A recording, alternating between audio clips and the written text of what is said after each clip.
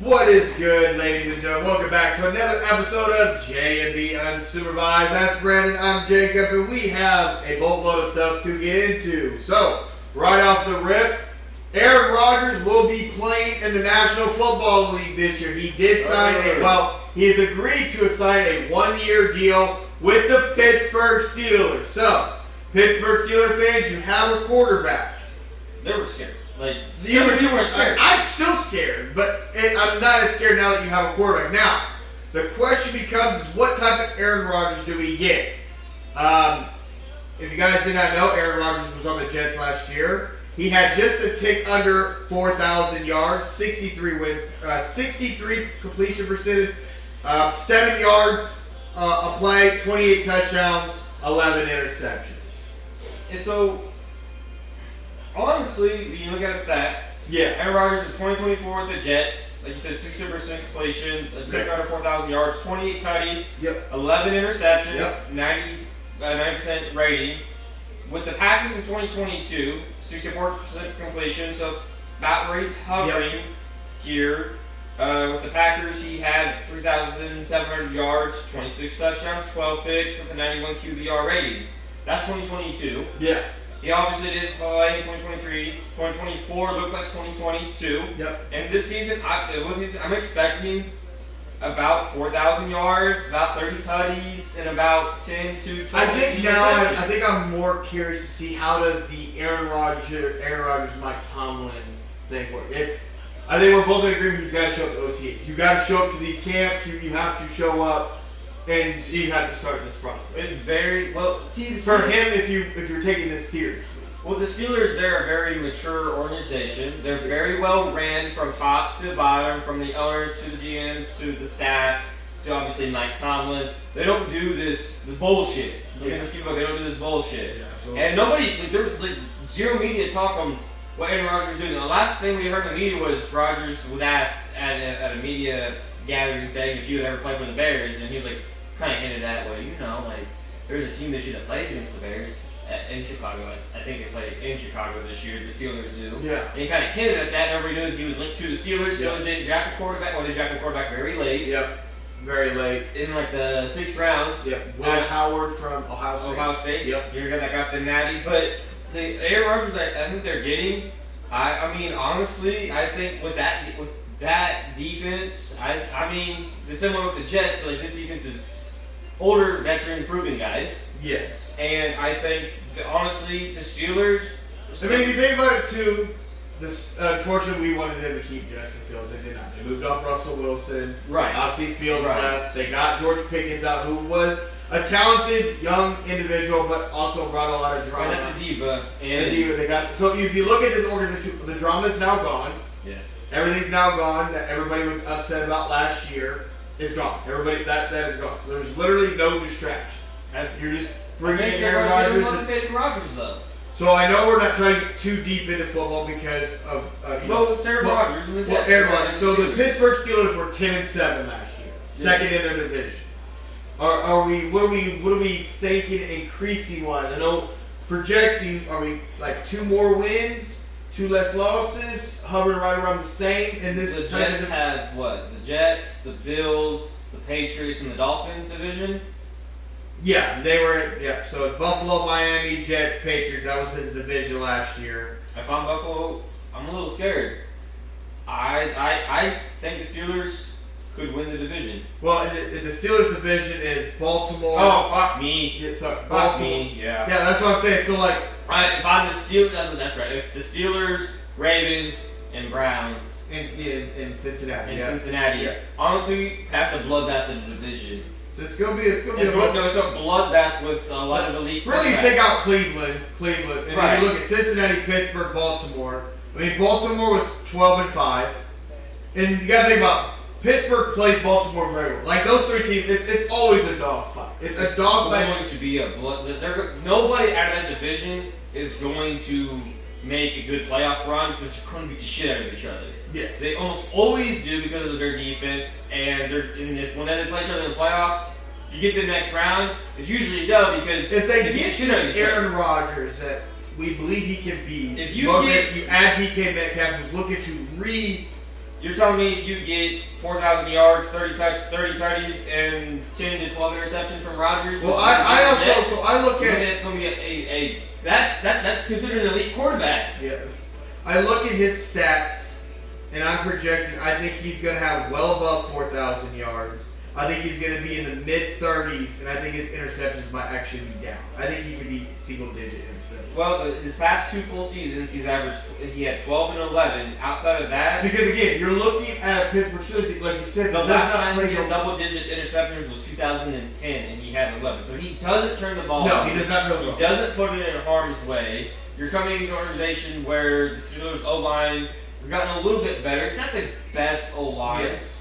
But my biggest concern, it's the coaching. You trust the coaching. But my biggest concern is the run game. Yes. I still believe that at Rodgers' age, if he can have a consistent run game, whether or not it's ground and pounding, it doesn't have to be that. It could just be getting him out of the backfield. The extension of the run game. And on a side note, it doesn't really. It's not a big deal, but it's another weapon to have. Gabe Davis is expected to visit the Pittsburgh Steelers now that Aaron Rodgers has signed as well. I did see that once Aaron Rodgers and Gabe Davis did make a visit to Pittsburgh. Again, nice little third, fourth option, nice little slot guy. You got DK, you got Fryer removed, and then you have Jalen Warren. Jalen Warren. Running back. They got tight ends, so they're Fryer removed is their tight end. So he does have weapons with that defense with TJ and Micah. It's still a stellar defense, and they always draft great defense. I would definitely say if you're a Pittsburgh Steelers fan, you can exhale a little bit now. Aaron Rodgers is, again, they put all their eggs in one basket. This is definitely, to me, my personal opinion, this is definitely Aaron Rodgers' last hurrah. This is his last hurrah. Like it is. It just is. So, we'll move off completely on Aaron Rodgers and the Steelers. I think we like it. Yeah, I like it. We like it. But what would you like more? Him to the Steelers or him to the Vikings? No, I would love him to the Vikings because it would have completed the quest. Yeah. It would have completed the quest. It would have been a full circle moment. But if you don't know what we mean, Brett Favre. So it would have Packers, Jets, Vikings. And so it would have been great. Another quarterback we need to talk about. I want to touch on him very quickly. Derek Carr retired from the NFL, shoulder injury, and he came out and said that the reason he retired because he didn't want to take the $30 million and sit on the sideline taking the Saints' money. The man literally said, "You know what? I don't want $30 million." Was that the right decision? Again, hindsight, 2020. You're like, I understand. You're like when you're done with football. I think Derek Carr was just. He was just done. He was just done and didn't want to go through all of it. And someone who got $30 million. Dude, I'd sit on the sidelines and take the franchise's money. But it's kind of a tip of the cap to Derek Carr, the stand-up move. Yes. And it's just not fair. But it also he didn't squander his earnings in the NFL. No, he did not. So he need $30 million. That's not. But also look at it too, though. Like you go through as significant as that shoulder injury was, you don't even know who you're going to be coming back from something like that. Right, but again. He didn't have to play at all this year, and he'd be just given a $30 million paycheck to not play because he couldn't play, and he still. I think I'm taking my $30 million and just. Yeah, I don't care how much money I have. I just feel like I'm just going to milk your $30 million and enjoy the last hoorah by myself with the Saints and. I just thought that was very interesting to say. I just didn't want to take their money, so I left. So, but like, you wanted, unless you have other adventures, if you have other stuff that you had going on in your life that you want to put more energy into. To me, Derek Carr was a much overrated quarterback. Didn't have a lot of success. Only made it to one playoff game. Did you say overrated? Overrated, yes. Who said Derek Carr is anything spectacular? Well, some people think he was spectacular. Okay, well, like. Maybe Raider fans, you know. Yeah, I think okay. I mean, I get it. He had a solid. But to me, want Jimmy Garoppolo's career or Derek Carr's career? But in a nutshell, they're kind of the same guy. Taking the dude that had the hardware. The backup hardware? The backup ring? Hey, don't say a backup ring on it, dog. Do that part. Yeah. That got one Super Bowl start. For what Derek, it was just unfortunate you were in the Ravens, man. It was just. I think you put him in a different system. Maybe he has a little bit more success, but it just didn't pan out. But also look at Derek Carr. He could be one of those dudes that, like, I think would be a hell of a coach, or, like, you know, you could see him getting into that type of thing if that's something he wanted. I think he'd be a great, like Tony Romo, hear him talk about football. I'm like, why couldn't you do that on the field, dog? Like, what were you literally said it out loud, but you couldn't do it on the field. I feel like that could be like a Derek Carr type thing, coaching wise. I feel like Derek Carr, to compare him to somebody in his career, if he wasn't with the sorry Raiders organization, I feel like he could have been like a Baker Mayfield. Yeah. Kind of like career where you're a NFL caliber quarterback. I mean, he did have an MVP type season in 2014. I think he finished second or third in MVP voting. So I mean, I would say he was. I think he was a franchise quarterback that kind of got wasted away. Yeah, I mean, yeah. But like again, not like the echelon of guys that like, oh, you want to be paid as the top guy, you can walk type of deal. Another quarterback thing. It's just so unfortunate for me when Brandon broke the news to me today because I did not know about it. Anthony Richardson, the young quarterback for the Indianapolis Colts, is sidelined with a shoulder injury, and it's like, God damn it, dog! Like, you're pissing me off. And I get injuries are a part of the game, but it's like, bro, like, I just feel like now it's just all that potential and all that upside that we both believed in when he came out. So I feel like I got some news on his injury. Give it to us. So the understanding is that the Colts quarterback Anthony Richardson, AR, his injury is that he's dealing with inflammation in the surgically repaired AC joint, and the recommendation is rest. The belief is that it will not impact an availability for the start of training camp. It's just never good when you are having when something was repaired and there is an issue after that. That is concerning to me. That's great, or especially with a running quarterback. And it's just not good too for a guy that runs and takes hits and has been known to get injured. It's just very, very concerning because again, we've been on record about Anthony Richardson. The talent oozes. You see it, but the injuries and the fumbleness of how people have handled him has been a disappointment at the same time. So I'm really hoping we get to see what we've been wanting to see from AR. Hopefully this is nothing too serious and he gets ready. It's going to give a lot more, reps to Daniel Jones. Yeah. Down there in Indianapolis. It's just unfortunate. You never ever want to see anything in your shoulder or your knee when you have. And it's his throwing arm, isn't it? Is it his throwing arm? I think. Yeah. Yeah. No shit. Well, I just no shit. Like it's like if my left shoulder has some pain, that's cool. I'm right-handed, so we're good. No, it's just surgery repaired right shoulder AC joint that he had surgery on his rookie year, so 2 years ago. He felt some soreness. They did a scan and there's some inflammation in it, so he's sitting out until training camp. Wait for the swelling to go down. I'm more kind of concerned on how come you're getting swelling in that. Yeah, you're not wrong. So, that is the quarterback talk. Football's getting close. Real quick before we get on to some more things, the Hall of Fame game is in July. It's going to be the Chargers in line. That's on July 31st. That is a Thursday, by the way. Hall of Fame game, and then preseason goes into August. Nobody cares about. No, but that is coming up. I do want to talk about Nick Chubb. Obviously, he's not returning to the Cleveland Browns. Coming off a devastating knee injury, but he's looking great.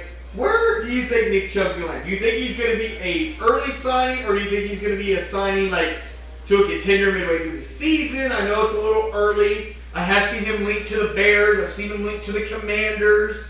But where do you think Nick Chubb lies? Like what lies for this? A dude who could have been one of the best running backs in the league, but knee injuries have completely devastated him. It looks like the Commanders are linked to him. Yes, Commanders. I've seen Commanders and Bears. And in Chicago are linked to him.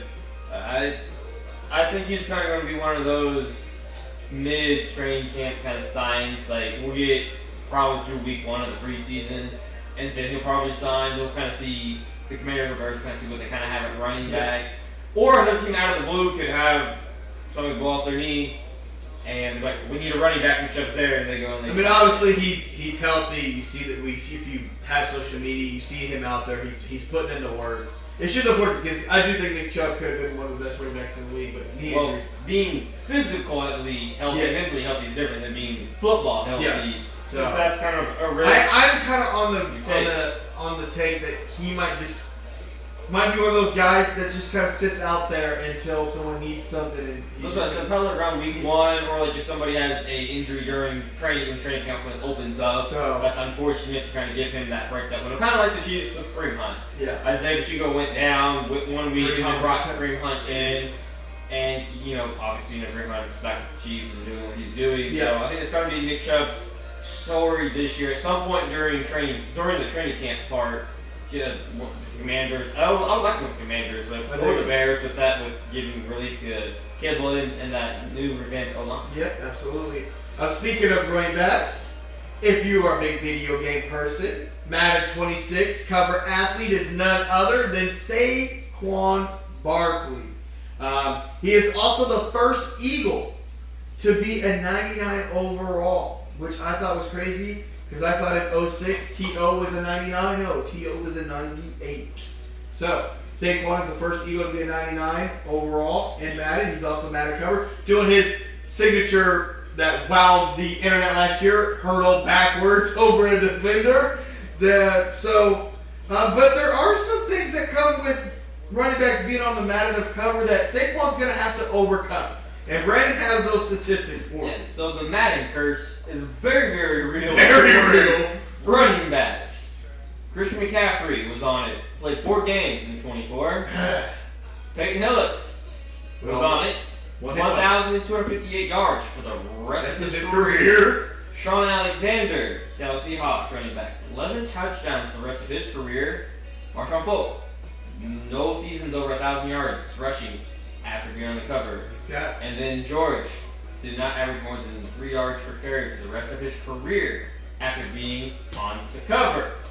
From running back, I don't want to be on that list. That Madden curse is real. Yeah, it's a real thing he's got to overcome. But I'm happy for Saquon. He got a ring. I'm not happy that the Eagles, obviously beat my Chiefs. It was unfortunate. But I am happy for Saquon. He's one of those dudes in the NFL that I like to watch, that I like personally. So it was great to see him get a ring. I wish him nothing but success. But there is something that Saquon did say that I'm curious on your opinion.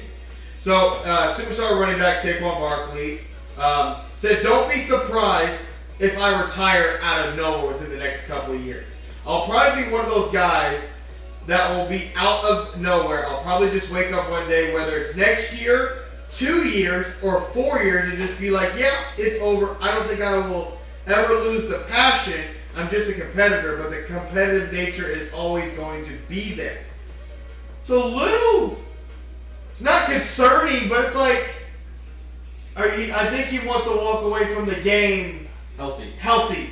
He wants to walk, and that's what we're seeing. We've seen some guys come into the retired 7 year, he's 28. He is. He's helped reset the running back market. Yes, he has a ring. And I don't think he's going to retire anytime soon. But if he starts, because he's dealt with injuries early in his career. But I think he's putting it out there to people like, hey, listen, I'm that dude, but don't be surprised. But I think if it won't be surprising. I think if injuries start creeping back up on him again, he's out. And he's gotten the money out of his contract that he can get. Yes. I can definitely see him at 4 years. I'll put him at 32. Yeah. That's about right. That's about right. So, no, by no means would I be surprised if Saquon Barkley in about 4 years, which is probably the length of his contract, he's like, you know what, I could still contribute, but I'm not what I was. But he also doesn't want to be that dude. He wants you to remember him as Saquon Barkley. So, he wants to walk away at the height. Not the dude that did a 360 spin and hurdled a guy backwards. Yes. If I can't be who I am and then just start kind of creeping up, absolutely. I mean, it's not alarming or anything. No, it's not alarming, but I can respect him for putting it out there. A lot of guys won't put that out there. Like, he put that out there.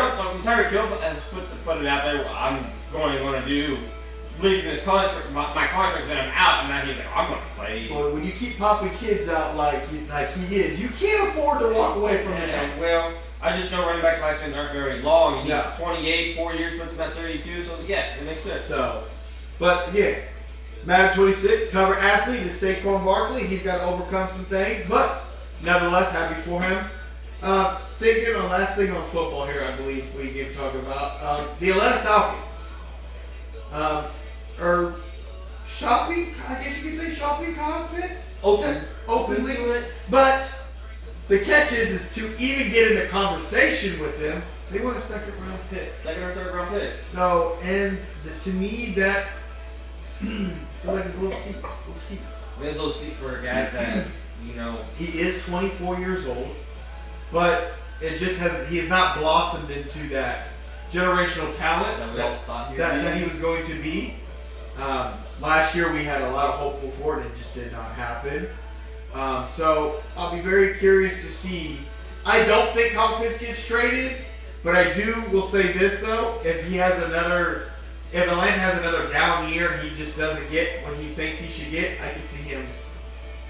It's time to move on. Like you got. They took this with your option. So this is last year with the Falcons, and if the Falcons do have a down year because they were mid of the pack last year in the NFC. If they at the trade deadline, they were 8-9 last year. Like I said, they were mid exactly in that NFC South.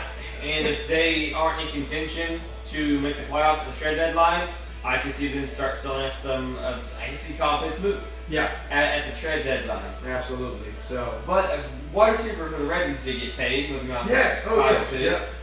Rashard Bateman got a 3-year, $36 million contract extension that includes $20 million guaranteed. Puts around average about $12-ish million a year for him from the Ravens, which is not a bad deal. Get $20 million guaranteed. Yeah, $20 million guaranteed. Really. So I mean, solid. I'm still waiting to see the Lamar Jackson contract get done. Obviously, they need to get it done to move to free up cap in the next cap hit in the future years. For the future years, otherwise they're in big trouble. So, but yeah, that's the NFL talk. Again, we're getting much closer to football, guys. Our football talk's definitely going to be ramping up, so stay tuned. We got a lot coming for that.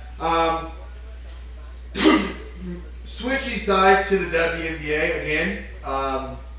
The season is still, we're 8 games into the WNBA season. People need to understand the WNBA season is not a long season. It's a very short season. But the Minnesota Lynx and the New York Liberty are still undefeated. The Lynx are 8-0 and the Liberty are 7-0. Those two teams met in the WNBA Finals last year. Obviously, the New York Liberty got that. Both teams are looking poised to be on another collision course, possibly, if things stay right. I think Caitlin Clark is supposed to be coming back here very shortly. They're 3-4. They're currently in the 7th seed. But again, when you look at the WNBA, again, Paige Becker's #1 overall pick. Her team is 1-7 again. What do you expect? What do you expect? They still got a lot to figure out. The Chicago Sky, Angel Reese team's not looking good. They're 2-4. They whoever is in that organization, you gotta figure it out. You gotta figure out how to put people in a pecking order. Haley Van Linde, why the fuck is she not playing? Like, why is she not playing? What was the point of picking up a guard that you really needed and just let her rot on the bench? It's frustrating. It is super frustrating. And Cardosa and Angel Reese, when the Chicago Sky drafted both of them 2 years ago, we were like, yes, they got a front court for the future. And it has not panned out at all. You're trying to make Angel Reese an offensive player that she is not. Cardosa has not showed up to be that defensive, offensive presence that we thought she was.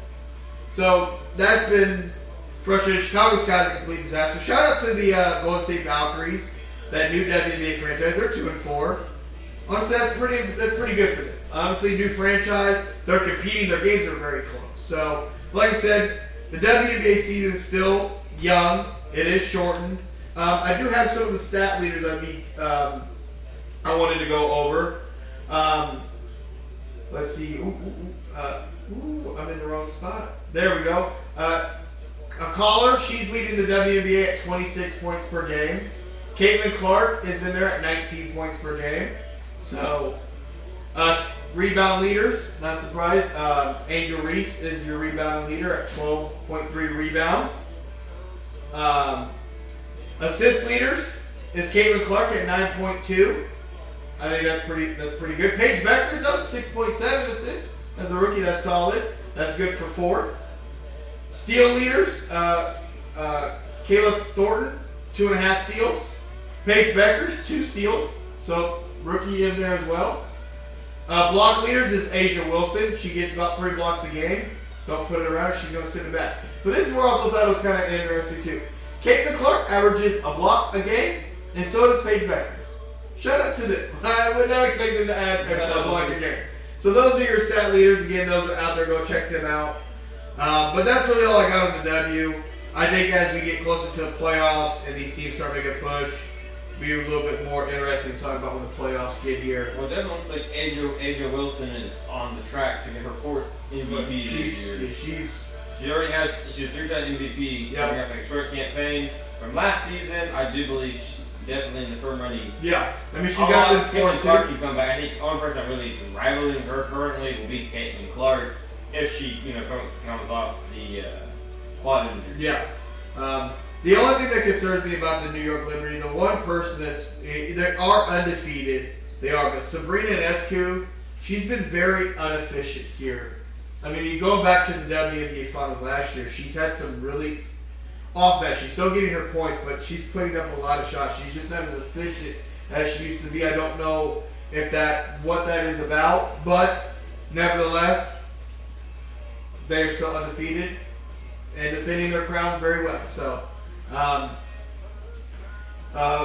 sticking on the basketball, June 25th and June 26th is the NBA draft, and that is when the NBA, for me, is going to get very exciting.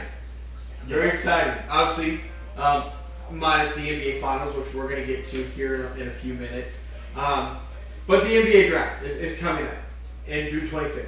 The NBA Finals, I believe, end like the 22nd. Yeah, June 22nd is Game 7 of the NBA Finals, if necessary.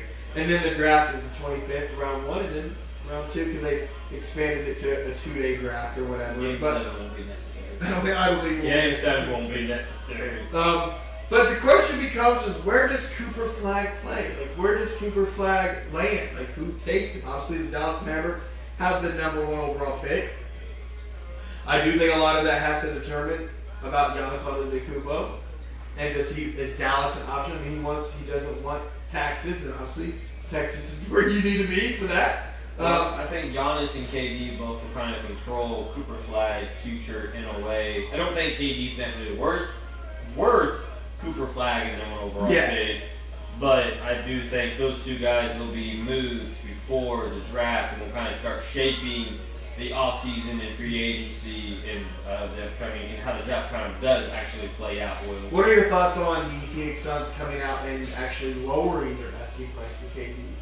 Well, I think they kind of already put up their feelers. It's not really big news. If you think about it, they lowered their asking price because they already went out there and they knew they had a trade deadline, so they know what the Warriors. The KDLC. And he was like, no, so that's pretty much the baseline, and he's a year older. Everybody knows you're blowing it up, so I'm not really going to ask for more. The Warriors are obviously out of it because they gave up those assets. Yes. And so, no, I'm not surprised that they came out and said, hey, the world now knows that our asking price is a little lower. All NBA teams already knew that their asking price was lower because the value for a 35, 36-year-old small forward, power forward isn't really there. That's on last year of his deal? Yeah. Or a 1-1. Speaking of the Suns, they did hire their new head coach. Yeah. He was the Cleveland Cavaliers assistant. Jordan Oat is the new head coach. He's been an NBA assistant since 2012. He's got a strong background of offense and defensive creativity and player development. So, and it was also said that Devin Booker had a big impact on Jordan being hired as the next head coach, which was a little surprising because I figured maybe Phoenix would look to move him, but if he's got that big of an input, then he is not moving. He is going to stay put and be there for the next rebuild. But it sounds like Booker is definitely going to be there for their next rebuild. Yeah. Him and Bradley Beal. I think Bradley Beal don't know where it's at unless he waives that no trade clause. But Phoenix got, and also he was the coach. They had 15 15 candidates for this head coaching job, and that's where they went with. So, very interesting. Well, it sounds like a kind of a well-rounded coach. He's definitely has his respect within the players. For sure. Well, it sounds like he's not a heavy offense or defensive guy. He's been there and kind of helped develop players. So in a rebuild, you definitely want a players coach that can also develop guys, but can also obviously what you're trying to get to. Some coaches are just really good at development. Yeah. And other coaches are really good at just like Steve Kerr, just coaching them when they peaked. Yeah. One thing about this NBA season, as it's coming to an end because we are at the NBA Finals, a lot of head coaches were fired this year. And now we get to add another head coach to that list. Yeah. Tom Thibodeau. Yep. Tibbs. Fired. Which is kind of crazy because he got a contract extension this season. So they're going to give him $30 million. So, led the Knicks to 50 win-plus seasons for the first time since 1990s.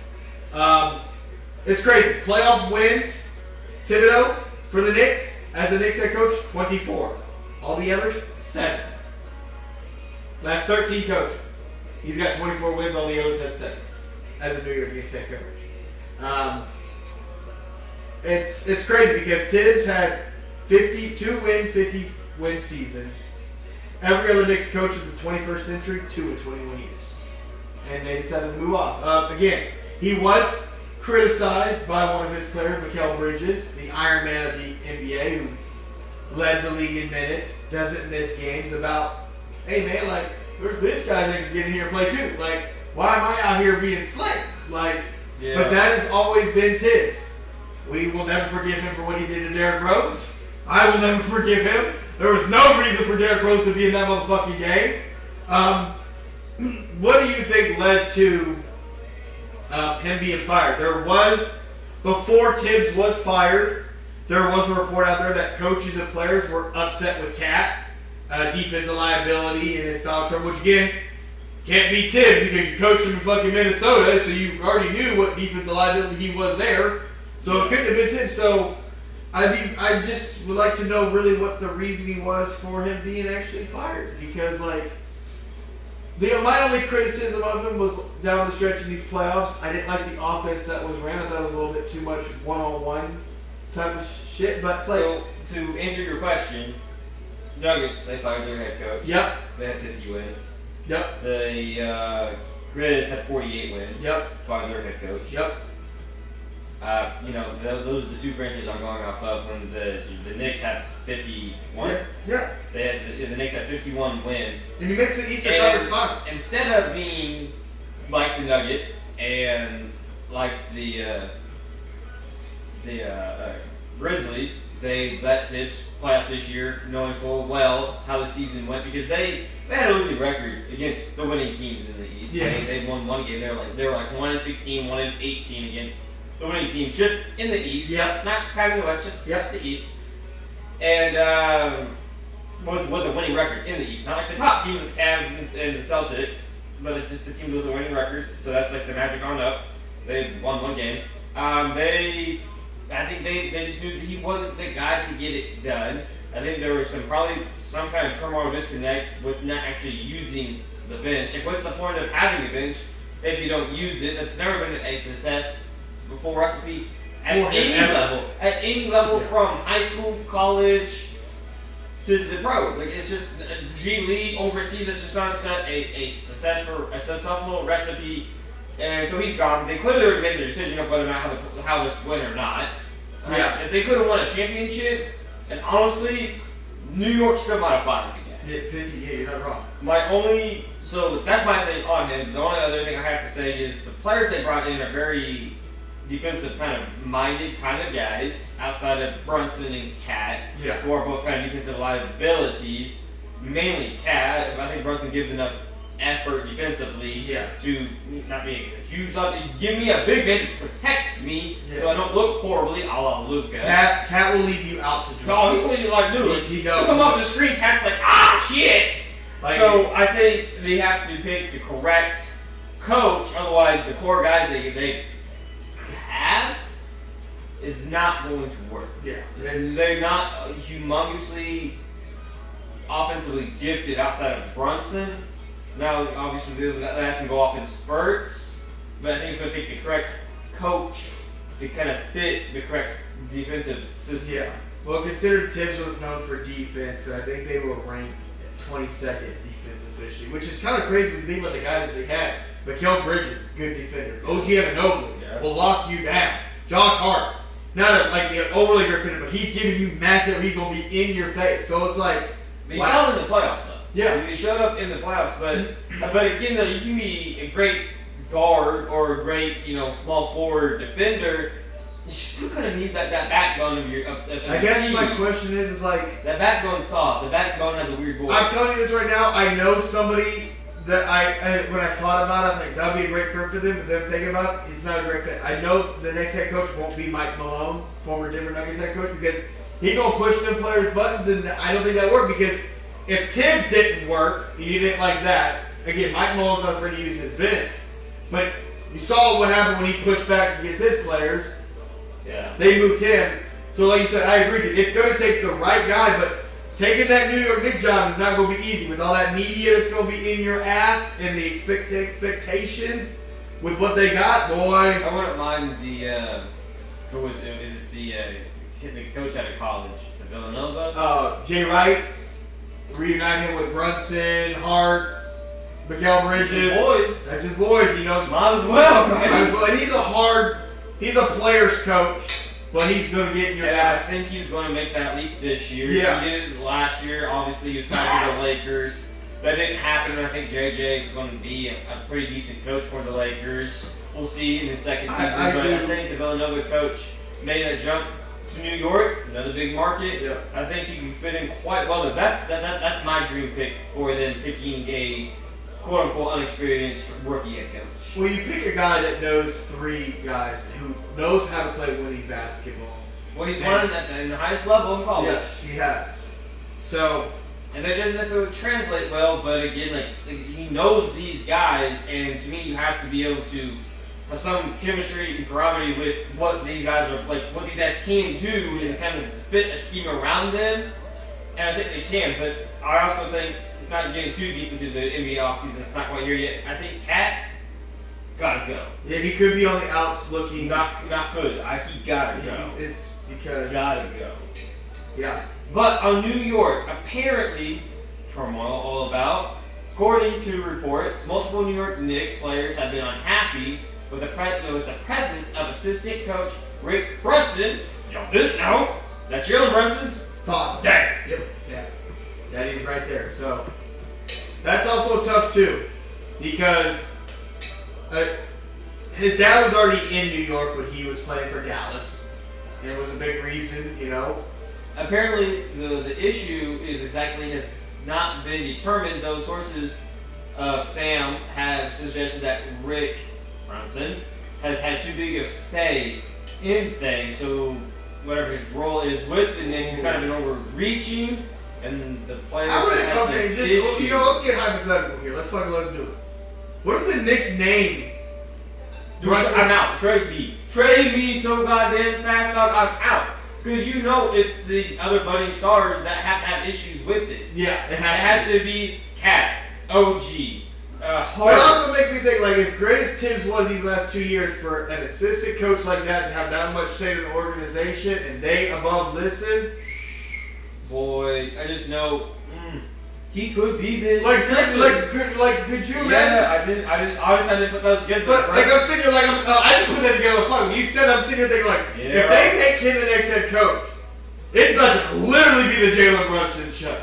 Like, boy is going to I just know if I'm on that team and Brunson has a bad game, it's your fault. Like, you're the dude, you're the man, it's your daddy. But I also look at it too. If I'm Jalen Brunson, I don't want my dad to be the head coach because, I just don't know.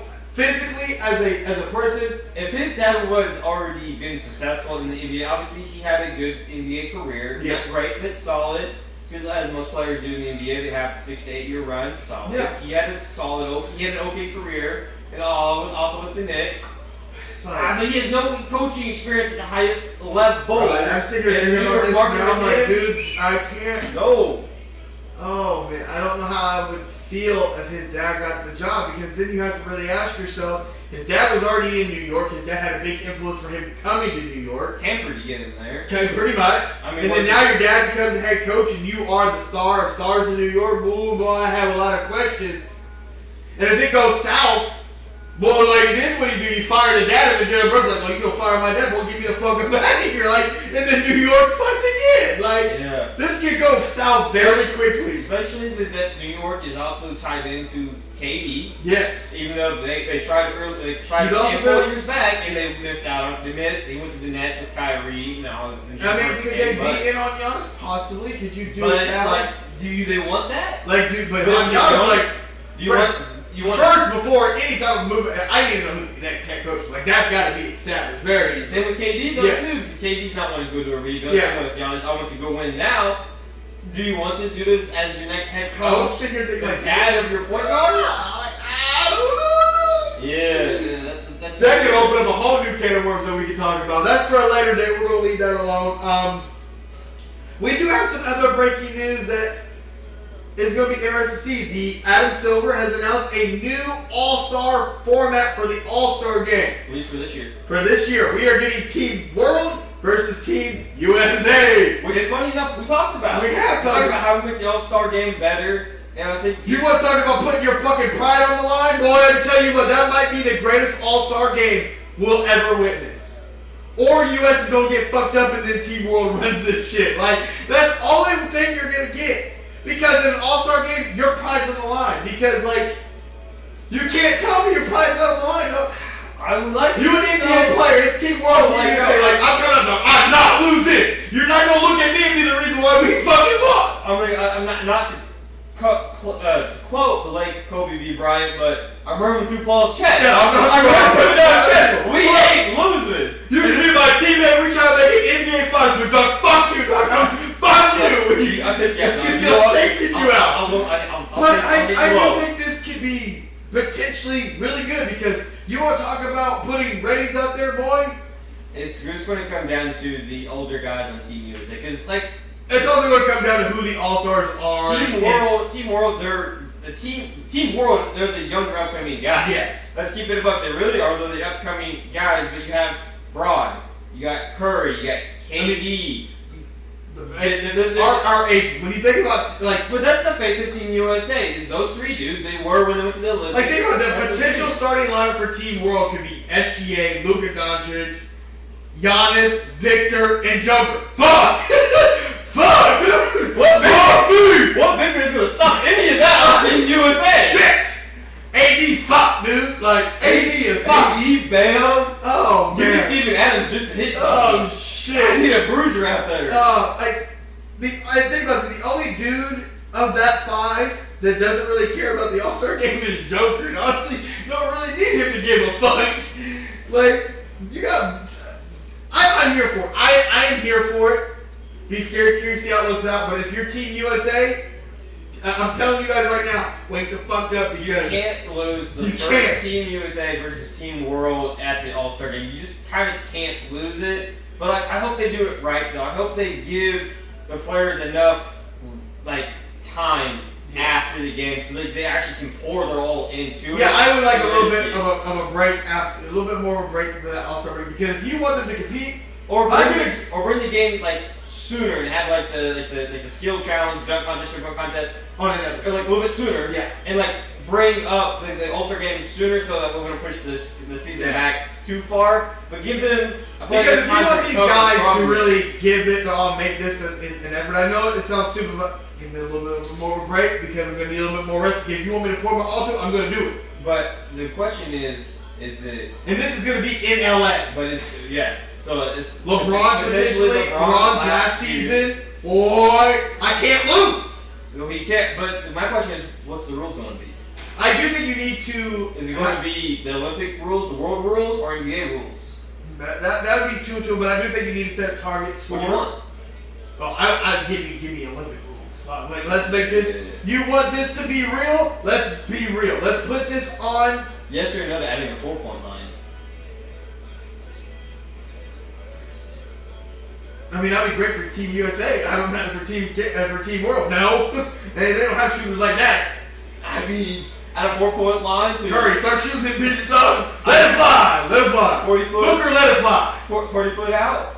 KD, let it fly. Like, Just can, but let it fly out. Or you won't be there. You won't be able to make it. Yeah, he won't. Hey, don't shoot it though. Don't shoot it. Yeah, don't shoot it. But so you're talking about having a set score to get to. Yeah, so have a set target like they've been doing, like, you know, when like the previous All-Star games when like LeBron and Giannis were literally headlining, you had to get to that certain target score, and then it got really defensive minded there at the end because you were trying to win it. They set a target score. What if we do something a little bit different? What if it's the best of 4? So you have to win. So like you have 4 quarters in NBA, and then whoever wins the most quarters wins the game in totality. So Team USA wins quarter 1. So whoever scored the most points, and then you reset quarter 2. Oh, okay. And so I mean, that would be interesting. And versus just trying to get to like a point total, because then like you're just kind of keep it, and then you're just kind of like logging it through towards the end almost. But if you keep it where like, you know, if you don't do a target score, let's I think it's I just don't really like the target scores. Like first one 130 wins. We're just kind of like having fun in the first quarter, getting a little bit serious, and the third quarter. Do you think kind of locking in? For that format there would be a lot of fun? Like I think there would be a lot of like trying to like put your schedule like, nah, dog, like we ain't here to like mosh you around. Like on the same breath. I just honestly no target score. Game 7, winner takes all. Yeah. And there needs to be a hellacious prize. I think the winner of it. Well, that'd be. They need to get a belt. Belt. Yeah. Like championship belt for all 12? 12 guys. I think is probably what would be roster. About 14, yeah, something like that. So they all get a belt and world champs. Yeah. Thank you. Boy, I'm here for this format. I don't like the idea of target score. No, I get what you're saying. I get what you're saying because you're kind of just go through the motions and I'm like, oh fuck, time to turn this shit up. Yeah, because you kind of go through the motions through like the first half.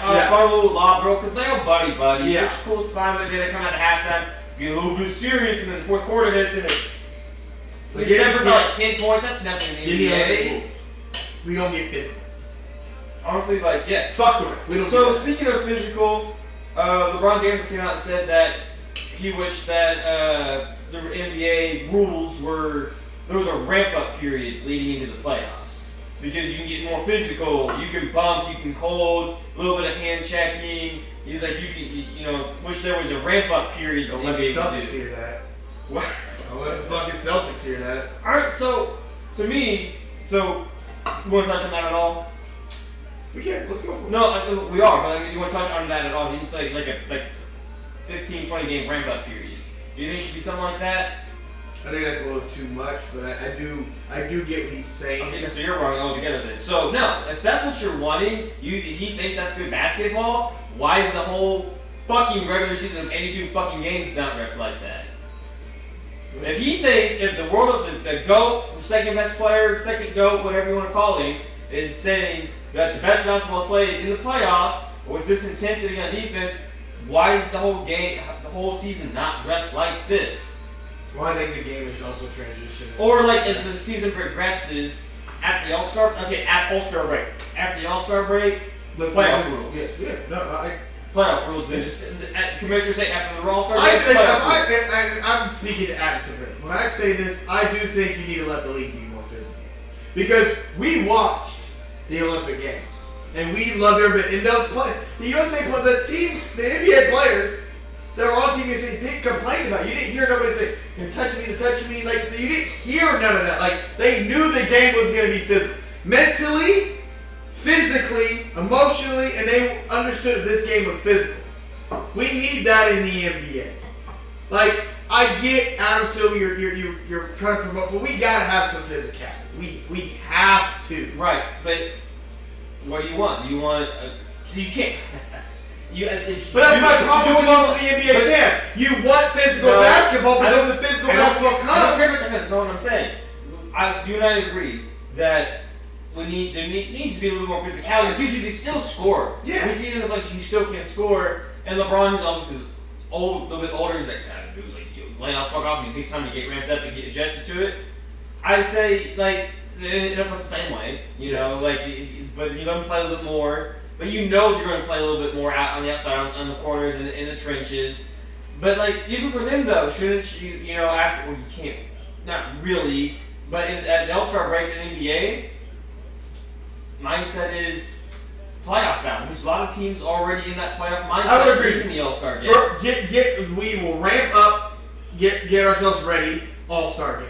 Give those players a little bit of a break out of it because you want them to compete in the All-Star game, and then give a little bit extra of a break, and then that back half of the season, like you said, it's time to get motherfucking serious. It's time to get serious. It's playoff mode after the All-Star break. Yes. You really get to see, like Joker and SGA. It was neck and neck for MVP voting in everybody's mind, even though the votes didn't show it. But you really get to see, man, who really deserved that if you really got playoff basketball. Because everybody sees playoff basketball, like, damn, like this dude's kind of really this dude isn't quite doing what he was doing in the playoffs. But I think they should ramp it up. The referees should loosen the rule book at the All-Star break. Yes. I do think Arizona's got to bring these motherfucking refs in. Like, we got to stop this bullshit. Well, everybody loves playoff basketball, and honestly, when I see fouls, I'm like, I don't know what foul is. 90 fucking more. Not watching some of these series. I was just kind of curious. Yeah. So, voting. We got names. We always want names. Yes! We got names finally. So, Tyrese Halliburton did not get Eastern Conference Finals MVP. He was shook. You saw that. He was a little shook. Boy looked at us like, dang, what? He was a little shook. I was surprised when I heard that he didn't get it. I fell asleep. I was surprised that I heard when he didn't get it. They got Pascal got it. I wasn't mad at it. No. Because I thought the dude, because the problem is, I really want to know, and I meant to try to dig into it, is it just the Eastern Conference Finals series or the whole playoffs? No, it's just the Eastern Conference Finals. The whole playoffs, I do believe Pascal Siakam, without a doubt, really should have won it. I thought he was just the Eastern Conference. Bitch, that's wrong. It should be the whole playoff run.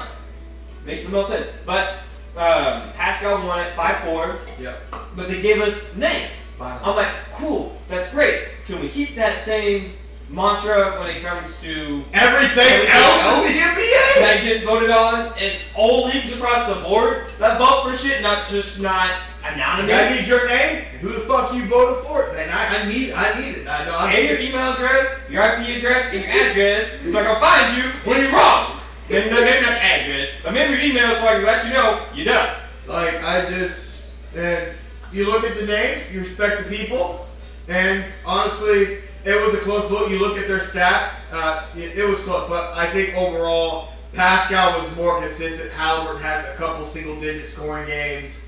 Unfortunately, I think that kind of tilted some, one voter to go towards Pascal. So, again, not mad at it. I'm not mad at it. I think in this one series, I think Halliburton, in my opinion, deserved it. Yes. Because he in game one hit the game winner / tie to overtime. Pascal Siakam was a little bit up and down in this series. Yeah. But also, like, he's only one of the other dude outside of Halliburton that really can, go get his own bucket. Yeah. But I feel like in totality of the full playoffs, if they just look at it as this one series, which I don't like the finals should be the Eastern Conference Finals. MVP, the whole run. If you take the whole run, Halliburton without question. I think it's the whole series. I think the whole playoff run. I think Pascal Siakam deserves it in totality of the whole playoff run. Okay. And just in my opinion, I'm not mad either way. Yeah. I was a little shocked because I thought Tyrese was going to get just because kind of the face for Pacers. I kind of thought we'd give him a little bit of edge. Pascal getting it, I wasn't mad at it. But Game 1 of the NBA Finals is about to tip off, which you guys you'll see. But again, I'm sitting here staring at this goddamn series. You want to talk about a spread out fucking series? Game 1 is obviously today, happening in a couple minutes. Game 2 is Sunday. Game 3 is Wednesday. Game 5 is Friday. Game 1 is today. Game 2 is Sunday. Game 3 Wednesday, Game 4 Friday, Game 5 Monday, Game 6 Thursday, and Game 7 is Sunday. These NBA Finals can spread all the way out to June 22nd, the whole damn month. And like, fuck.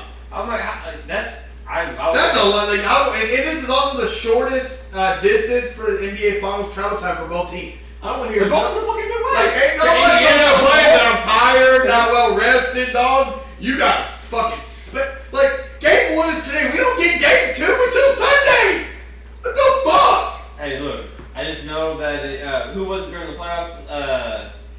Aaron Gordon. I need more time between games, dog. Well, if you didn't go 7 games with everybody, you would need more time off. Be so fucking hurt. It's the closest travel. So at least not travel time since the bubble. I think we both are in agreement that we think that OKC is the better team in totality. What do you got it going? Of offense and defense. Oh, that defense is going to be the bigger question. Well, an interesting stat that I don't think people know that Brandon and I were just like, wow. Luke Dort in 122 possessions against Tyrese Halliburton. Halliburton's only busted up 8 points. Ouch. That's no bueno. Ouch. That's no loss. Like, boy, let me tell you what. But again, that just shows Halliburton and the rest of the world, you got to get stronger. You got to get a little bit, you got to be able to take that physicality. And that's going to be the real question in this series. Because, boy, they're going to throw, they got guys to throw at Tyrese Halliburton. The Pacers also have a couple guys to throw at SGA, which again, people throwing people at SGA this whole playoff run, and it's not that. I just don't necessarily think there's anybody on the Pacers that can necessarily stop, or they can slow, but not stop SGA. The only people on the Pacers that I think create mismatches to give the Pacers a chance in this series is Pascal and Miles Turner. They're bigs. They're bigs. Possess the biggest, challenge for OKC. But let's go really put Chet and the other big that OKC has. Holstein. Which I think Holstein's going to get eliminated from this series because he can't shoot. Turner's going to spread him out. Right, but that's shooting. That's defense. I think he can go out there and he can guard Miles Turner on the perimeter. I think he can bang with Pascal. My biggest question is if Chet can actually stay in front of those dudes because he is so small and those dudes are so physical. If he's going to be able to keep up with that. We're just going to can Chet handle the physicality? Like, because this is about to hurt. Can he handle the physicality on the boards, keeping them off of it and stop enough offensively to get? I would, at minimum, 6 games, but I think depending on if OKC continues to do what they've been doing, I think this is over in 5. I would like for it to go as long as it can, but this OKC team is on a motherfucking mission, and they've only lost. The last team that they lost to from the East was the Pacers. That's really about it. Yeah. They destroyed the fucking Eastern Conference. OKC did. So they did, but I'm not trying to knock the Pacers. I just don't know if they just don't have enough for this team. This OKC team is well oiled, and she's ready to rock. Just with Dort, Williams, Alex Cruz off the bench defensively, I think it's just going to be nonstop. It's going to be full court. Honestly, I would not be surprised when this game tips off if OKC is full court pressing right out the on game. Halliburton. Yeah, because they can put all they need is SGA. Yeah. Offensively to get everybody else going, he carry the load. Yeah. Okay, I'm going to exert everybody else defensively to stop Halliburton, which is the motor. He's the engine. He's the engine. Stop him. Yeah. Okay, so my next big problem is Pascal. If Chet can keep up, I think it could be bad. Yeah. I think at best OKC wins it in 6. Could be a gentleman's sweep. It could be. I think it could be 5. Unless the Pacers see something that we have not seen since the playoffs started. And I don't want to be disrespectful to the Pacers. They've had a hell of a run. This has been a hell of a ride, but this OKC team's on a different. They're just on a different level right now. Mentally, physically, spiritually, whatever the fuck you want to say. When you're blowing people out by fucking 40, and if you're the Pacers, you better go back and look at that Denver series and see if there's anything you can pick out. That's the only series that was close. It went 7 games, but even then, OKC wore Denver out. Like they just. Well, you couldn't have the joke that Aaron Gordon